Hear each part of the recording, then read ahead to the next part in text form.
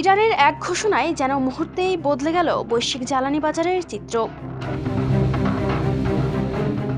যুদ্ধবিরতির অবশিষ্ট সময়ের জন্য হরমুজ প্রণালী বাণিজ্যিক জাহাজ চলাচলের জন্য পুরোপুরি খুলে দেওয়ার ঘোষণা দিয়েছে তেহরান। আর এতে তেলের বাজারে দেখা গেছে নাটকীয় প্রতিক্রিয়া। মাত্র একদিনেই ব্যারেল প্রতি দাম কমেছে প্রায় $10। বিশ্বের জ্বালানি সরবরাহের একটি বড় অংশ নির্ভর করে এই হরমুজ প্রণালীর ওপর। মোট তেল ও তরলীকৃত প্রাকৃতিক গ্যাসের প্রায় 1/5 এই পথ দিয়ে পরিবাহিত হয়। ফলে এখানে সামান্য উত্তেজনাও সরাসরি প্রভাব ফেলে বৈশ্বিক অর্থনীতিতে। যুদ্ধ শুরুর পর চিত্রটা ছিল সম্পূর্ণ ভিন্ন। যুক্তরাষ্ট্র ও ইসরায়েলের হামলার পর এই গুরুত্বপূর্ণ নৌপথ কার্যত অচল হয়ে পড়ে। তেলবাহী জাহাজের চলাচল কমে যায়, সরবরাহে চাপ তৈরি হয়, আর দাম লাফিয়ে ওঠে $70 থেকে একসময় $119 ছাড়িয়ে যায়। বাজার জুড়ে তখন তৈরি হয় গভীর অনিশ্চয়তা।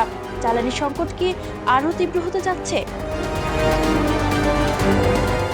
আর এই প্রেক্ষাপটে ইরানের সাম্প্রতিক ঘোষণা হয়ে ওঠে একটি বড় টার্নিং পয়েন্ট। ঘোষণার পরপরই ব্রেন্ট ক্রুডের দাম নেমে আসে $88। ইতিবাচক প্রভাব পড়ে বৈশ্বিক শেয়ার বাজারেও। যুক্তরাষ্ট্র থেকে ইউরোপ প্রায় সব বড় সূচকই ঊর্ধ্বমুখী হয়। হরমুজ প্রণালী এখন শুধু একটি জলপথ নয়, বরং বৈশ্বিক অর্থনীতির এক অতি গুরুত্বপূর্ণ কেন্দ্র। এখানে অস্থিরতা মানেই বিশ্বজুড়ে মূল্যবৃদ্ধি, সরবরাহ সংকট এবং অর্থনৈতিক চাপের ঝুঁকি। তবে বাস্তবতা এখনও পুরোপুরি স্বস্তিদায়ক নয়। আন্তর্জাতিক শিপিং সংস্থাগুলো সতর্ক করে বলছে, পানির নিচে মাইন বিস্ফোরণের ঝুঁকি এখনও উড়িয়ে দেওয়া যাচ্ছে না।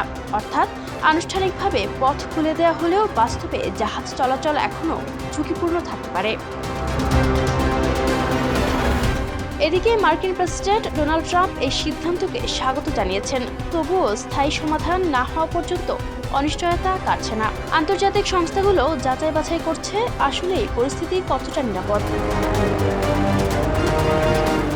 এই সংকটের প্রভাব ইতিমধ্যে সাধারণ মানুষের জীবনেও পড়ে গেছে। জ্বালানির দাম বাড়ায় পরিবহন ব্যয় বেড়েছে, বিমান চলাচল, যাতায়াত ব্যয়েও চাপ তৈরি হয়েছে। এমনকি সার উৎপাদনে ব্যাঘাতের কারণে খাদ্যদ্রব্যের দাম বাড়ার আশঙ্কাও দেখা দিয়েছে। সব মিলিয়ে ইরানের এই ঘোষণা বিশ্ববাজারে সাময়িক স্বস্তি আনলেও বড় প্রশ্নটি থেকেই যাচ্ছে, এই শান্তি কতদিনের? বিশেষজ্ঞদের মতে বৈশ্বিক সরবরাহ ব্যবস্থা পুরোপুরি স্বাভাবিক হতে আরও কয়েক মাস সময় লাগতে পারে। Ayesha Akter Swarna, campus Times.